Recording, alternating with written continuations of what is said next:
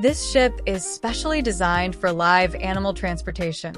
One of the most important needs of such a vessel is regular maintenance and repair. Before painting, the most critical step is the wrapping process. It starts with cleaning the surface from rust, dirt, and old paint layers. This allows the new paint to adhere properly and protects the vessel against harsh sea conditions for a longer time. Otherwise, the paint would quickly blister and peel off. Every small detail in ship repair is vital for safety and durability. The wrapping process you see here is one of the key steps in this entire operation.